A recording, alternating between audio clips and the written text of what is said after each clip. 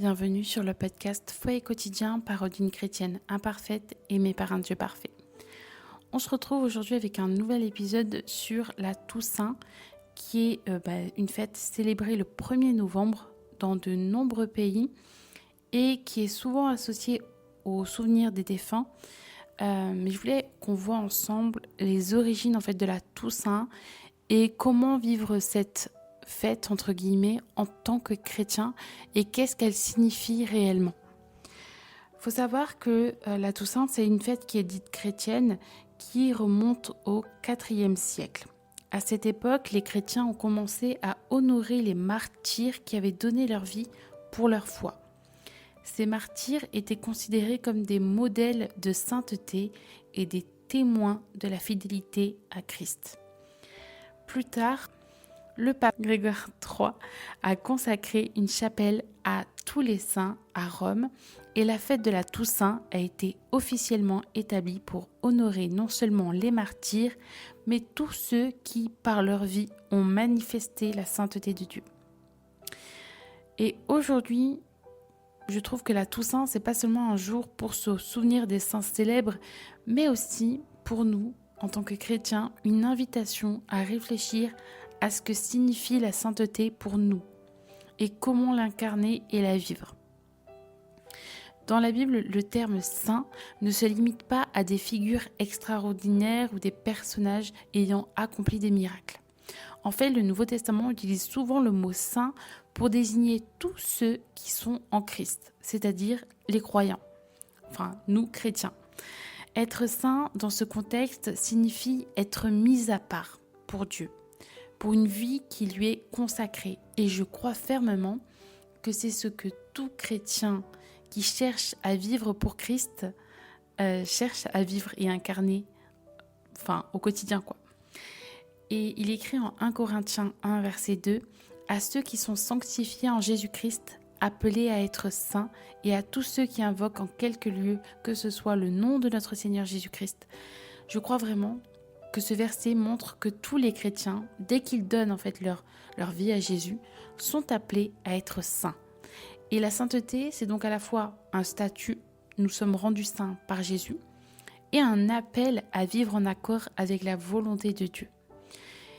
Et clairement, la sainteté, c'est quoi ? C'est un processus de transformation par lequel, jour après jour, nous devenons de plus en plus conformes à l'image de Jésus-Christ. Et cela demande de vivre selon l'Esprit de Dieu, de rejeter le péché et de cultiver les qualités de Jésus, comme l'amour, la paix, la patience, la bonté, la maîtrise de soi, etc., etc. Et attention, en disant ça, je tiens à dire quand même que Dieu n'est pas que amour, Dieu est vérité, Dieu est justice. Et pourquoi je dis cela ? Parce que je vois beaucoup de chrétiens qui, sous prétexte d'amour, acceptent des choses qui sont mal. Et la Bible le condamne. Il y a un verset qui dit que le mal devient bien et que le bien deviendra mal. Et c'est exactement ce que l'on voit dans notre monde aujourd'hui. Et finalement, cette pensée diluée de la vérité, elle fait qu'aujourd'hui, il y a des chrétiens, malheureusement, moi je ne les considère même pas comme des chrétiens parce que ces personnes-là, elles diluent le message de la parole de Dieu en appelant des choses que Dieu va condamner dans la parole. Je ne dis pas que vous avez eu une conviction que c'est mal et que tout le monde doit avoir la conviction que c'est mal. Mais quand c'est écrit noir sur blanc que c'est mal et que vous êtes là en train de diluer en disant que finalement c'est l'amour, il faut accepter ci, il faut accepter ça par amour, Dieu est amour. Oui, Dieu est amour, mais Dieu est aussi vérité et Dieu est aussi justice. Donc à partir de là, il ne faut pas tout confondre. En tout cas, et j'ai l'impression que c'est de plus en plus ça, une vérité diluée. Et les gens se complaisent là-dedans. Et finalement, ça ne les invite pas à mourir à eux-mêmes. Au contraire même. Ça les pousse à rester comme ils sont. Et à ne pas changer sous prétexte que. Vous voyez ? Je ne sais pas si vous voyez ce que je veux dire. Il y a 1 Pierre 1, verset 16 qui dit « Soyez saints car je suis saint ». C'est Jésus qui dit ça. Et ce verset nous rappelle que Dieu est le modèle de notre sainteté. Être saint, c'est chercher à refléter son caractère, à vivre une vie marquée par l'intégrité, la justice et l'amour. Et je finis par l'amour. Hébreux 12, verset 14 nous dit « Recherchez la paix avec tous et la sanctification sans laquelle personne ne verra le Seigneur. » La sainteté n'est pas une option, c'est une nécessité pour ceux qui veulent vivre une relation intime avec Dieu. Alors oui, moi je ne vous dis pas que vous devez être parfait, c'est pas ça. Je sais qu'on est humain, que notre nature première est charnelle, mais quand on devient une nouvelle créature, notre nature charnelle n'est plus. En fait, c'est Dieu qui vit en nous, et donc Dieu nous voit, enfin c'est Jésus qui vit en nous, et Dieu nous voit à travers Jésus, vous voyez ? C'est pour ça qu'il nous appelle saints, parce qu'on est rendus saints par le sacrifice de Jésus à la croix.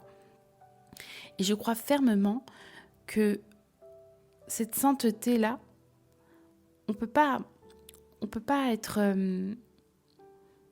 En fait, on est tous appelés à être saints. Et même si on pêche demain, Dieu connaît notre nature charnelle première. Mais une fois que tu te repens et que tu changes de direction, parce que la repentance c'est ça, ce n'est pas se complaire dans le péché, c'est vraiment un combat contre sa chair, tu es rendu saint.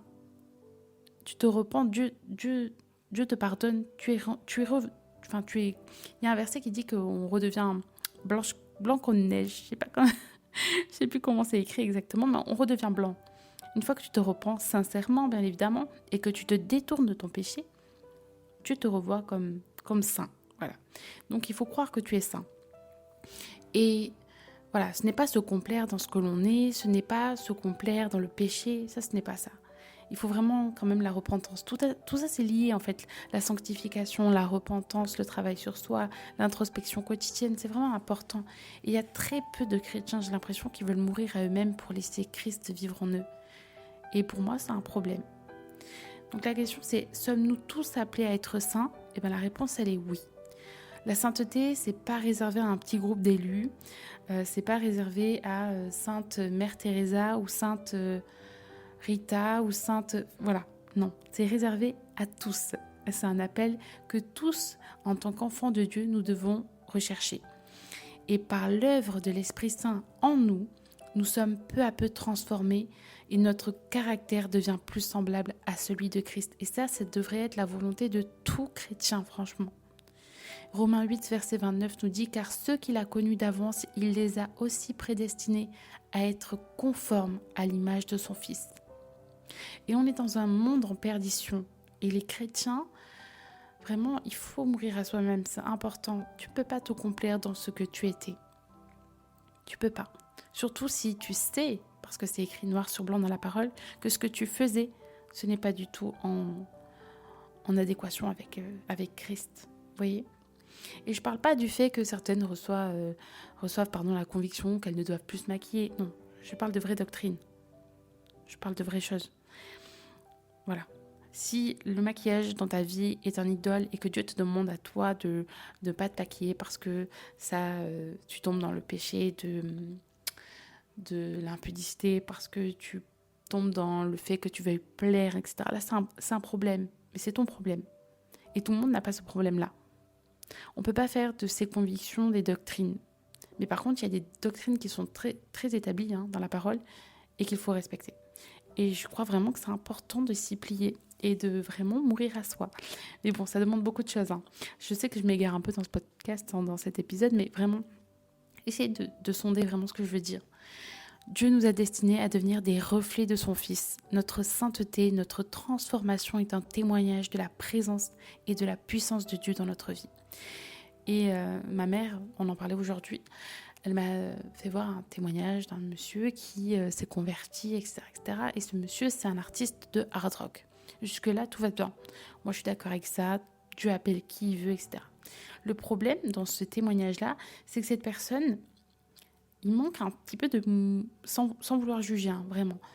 La mort à soi. Et cette personne, elle n'a pas quitté le hard rock. Bon, ça, à la limite, c'est un style musical. Je vais me dire, c'est pas très grave, on va dire. Mais il y a plein de choses qui ne reflètent pas Christ dans ça. C'est notamment l'effigie de tête de mort, les affiches de concert avec des serpents, etc., etc. Là, je me dis, oula, déjà, il y a un truc qui ne va pas. Mais en plus de ça, c'est que la personne, elle a un nom d'artiste qu'elle a eu en faisant une séance de spiritisme, en parlant avec une sorcière, un esprit enfin une sorcière qui lui a dévoilé que elle allait se réincarner en lui, et ce mec-là se convertit, mais il change pas son nom d'artiste alors qu'il l'a eu lors d'une séance de spiritisme, donc qui est totalement contraire à Dieu et sa parole. C'est écrit dans la parole. Si vous ne me croyez pas, je vous invite à lire la parole, c'est vraiment important. Mais et voilà. Et moi, il me manque ça. Elle est où la mort à soi du coup? C'est important. Même si c'est ton nom d'artiste, que tu t'es fait connaître à Christ comme ça, si en plus ton nom, et que c'est toi-même qui le déclare, a été fait et trouvé lors d'une séance de spiritisme où tu parles avec des esprits de sorciers, etc., il y a un problème. Enfin, moi, je pense que malheureusement, cet artiste aurait dû, en mourant à lui-même, en se convertissant, et sachant que cette personne s'est convertie il y a 20 ans, 25 ans, elle aurait dû déjà supprimer malheureusement toutes les vidéos qu'elle a fait quand elle était dans le monde et auprès de Satan, parce qu'elle le dit clairement, et elle aurait dû changer de nom de scène. Ça, c'est qu'un exemple. Je ne vais pas dévoiler le nom d'artiste et tout, mais je pense que vous pouvez très facilement trouver son témoignage. Et je rends grâce à Dieu si cette personne s'est vraiment convertie, mais par contre, je crois que la mort à soi, c'est vraiment ça. C'est se dénuder de tout ce qu'on aime et qui est contraire à la parole de Dieu. Et il y a plein de choses. Moi, avant d'être chrétienne, je fêtais Halloween, par exemple, parce que j'avais aucune conscience de ce que ça signifiait et parce que, j'avais aucune conscience de tout l'aspect spirituel derrière, etc., etc. Le jour où Dieu m'a convaincue, et en plus, j'ai lu la parole, j'ai bien compris qu'il n'y avait rien à voir entre les ténèbres et la lumière, j'ai mis stop. Parce que c'est ça, mourir à soi. Et pourtant, pareil, avant d'être chrétienne, j'aimais les films d'horreur. Et aujourd'hui, je me dis non, je ne peux pas. Je ne peux pas, pourquoi? Parce que spirituellement, c'est mauvais pour moi. C'est Dieu qui me convainc petit à petit. Et ça, c'est ok, il n'y a pas de problème. Mais il y a des choses que tu dois te défaire. Malheureusement, c'est ta chair qui doit mourir. Et c'est important dans le process d'un chrétien, c'est vraiment très très important. Et je crois que même si ça se fait étape après étape, que c'est un processus et tout, ça doit se faire. Donc accepte de mourir à toi-même, c'est vraiment important. Alors comment vivre cette sainteté au quotidien? Moi je crois que c'est vraiment faire des choix alignés avec la volonté de Dieu. Ça implique bien évidemment de prier, de lire la parole, de cultiver une relation sincère et authentique avec Dieu et de nous entourer de personnes qui nous encouragent dans la foi. C'est vraiment important, notamment en allant à l'église, les réunions de jeunesse, il y a plusieurs types de réunions. Aujourd'hui, il y a des groupes de maison. C'est vraiment important d'avoir au moins une personne avec qui parler de notre foi. C'est vraiment important. Nous ne pouvons pas devenir saints par nos propres forces. C'est l'esprit qui nous aide à surmonter nos faiblesses. Donc vraiment, je vous invite à prier pour demander l'aide du Saint-Esprit afin de devenir saints. C'est vraiment important. La parole de Dieu est une lumière qui nous guide et nous transforme.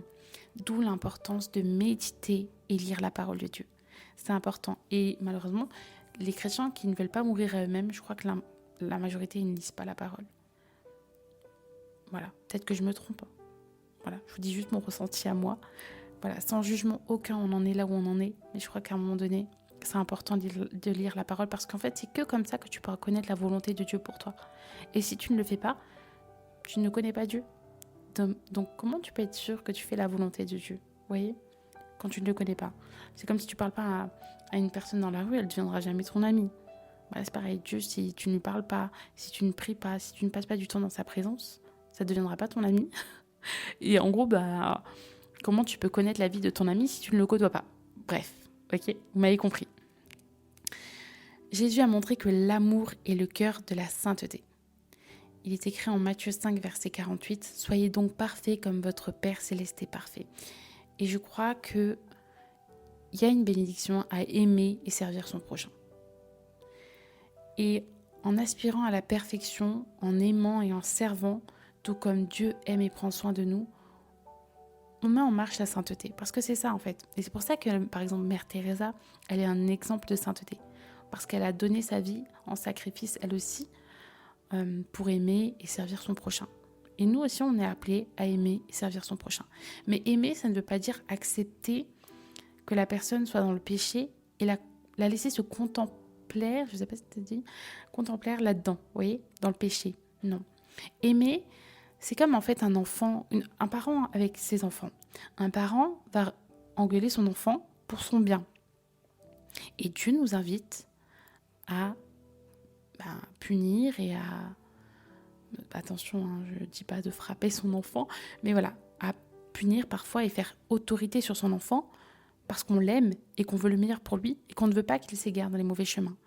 Et donc, en fait, c'est important pour son caractère, c'est important pour la personne, l'adulte qu'elle va devenir, cet enfant ou cet enfant-là. Et donc voilà, en fait, Dieu est un père. C'est un père bienveillant et il veut notre bien. Et comme Dieu nous reprend dans sa parole en nous disant « ça tu ne peux pas, ça tu peux le faire, ça c'est bon, ça c'est mauvais », c'est pour ça que je vous invite vraiment à lire la parole parce que tout est écrit dans la parole et la parole est vivante. Mais elle est vivante qu'à condition que vous la mettiez en pratique dans votre vie. Sans ça, c'est une lettre basique, un écrit basique. Si vous ne le vivez pas, la parole n'est pas vivante. Donc vivez-la, incarnez-la, c'est important. Bref, donc voilà, c'est comme un père qui prend soin de ses enfants et qui les réprimande. Voilà, mais Dieu c'est pareil. Comme toi, quand tu vas punir ton enfant parce qu'il a fait une bêtise, c'est pour son bien. Par exemple, quand tu vas punir ton enfant ou lui expliquer qu'il ne doit pas toucher le feu, c'est pour son bien, parce que sinon il peut se faire mal. Et bien quand Dieu te dit qu'il faut éviter par exemple les relations interreligieuses parce que c'est pour ton bien, si tu vas dans une relation interreligieuse et que tu te fais mal et que tu souffres, etc., etc., on ne le voit pas forcément de suite, mais par la suite, et ben c'est parce que tu n'auras pas écouté ce que Dieu t'a dit, premièrement dans sa parole. Et je dis pas que il y a des exceptions, bien évidemment. Mais je crois que Dieu nous donne une certaine ligne, comment on appelle ? Une feuille de route, voilà. Dieu nous donne une feuille de route pour éviter qu'on se fasse du mal. Comme le fait de ne pas avoir de relations hors mariage, etc. C'est pour notre bien. C'est pour ne pas que le monsieur là s'en aille et il nous laisse toute seule. Il y a des liens d'âme, etc., etc., et qu'on va souffrir de dépression parce qu'on a eu une rupture amoureuse, qu'on doit faire le deuil de la relation amoureuse, etc., etc. C'est pour notre bien. Dieu sait mieux que nous. Mais on est des humains. On fait des erreurs. Et ça, c'est OK. Le plus important, c'est de comprendre et de chercher à vivre selon les préceptes de Dieu et ce qu'il veut de bien pour nous. Mais la Bible dit que tout concourt au bien de ceux qui aiment Dieu. Et tout, ça englobe le bien comme le mal. Donc si vous avez fait des erreurs, ce n'est pas grave. Vous avez appris de vos erreurs. Si vous vous repentez et vous repartez, Dieu va vous guider sur le bon chemin. Prenez soin de l'écouter, c'est important. Donc voilà, la Toussaint, c'est vraiment l'occasion de célébrer la vie des saints. Mais elle est aussi une invitation pour nous à chercher la sainteté. Et que ce jour-là soit un rappel que nous sommes tous appelés à être saints, à refléter la gloire de Dieu dans ce monde en nous consacrant chaque jour à lui, en devenant des témoins de son amour et de sa lumière. Je vous invite à prier avec moi pour clôturer cet épisode. Seigneur notre Dieu, nous venons devant toi avec humilité et reconnaissance pour l'appel que tu as placé sur nos vies. Merci de nous avoir sanctifiés par le sang de Jésus-Christ et de nous appeler à une vie sainte. Nous te demandons aujourd'hui de renouveler en nous le désir de marcher dans la sainteté. Remplis-nous de ton Esprit Saint, qu'il nous guide et nous fortifie pour vivre chaque jour selon ta volonté. Que nos pensées, nos paroles et nos actions soient alignées avec ton caractère. Seigneur, aide-nous à rejeter le péché et à rechercher ta justice, à aimer comme Jésus a aimé et à témoigner de ta bonté autour de nous. Que nous soyons des reflets de ta sainteté dans ce monde qui a besoin de lumière. Nous te demandons pardon pour toutes les fois où nous avons échoué. Purifie-nous, Seigneur, et rends-nous dignes d'être appelés tes enfants. Nous nous confions en toi, notre Dieu saint et parfait, et nous te prions dans le nom précieux de Jésus-Christ. Amen. Cet épisode prend fin. J'espère qu'il vous a parlé. N'hésitez pas à me faire des retours. Vraiment, ça m'encourage énormément. Et j'espère que vous avez bien compris que vraiment mourir à soi, c'est vraiment important. Parce que je crois qu'on est appelé à ressembler à Christ. Et sans mort à soi-même, on ne peut pas refléter le Christ. Il faut se dépouiller de nos choses charnelles, de nos choses du passé qui nous maintiennent dans cette vie, dans le passé. Et dans le passé, nous n'étions pas à Christ. Aujourd'hui que nous sommes à Christ, nous devons vivre selon ses préceptes et vivre en voulant faire sa volonté et uniquement la volonté de notre Père. Que Dieu vous bénisse.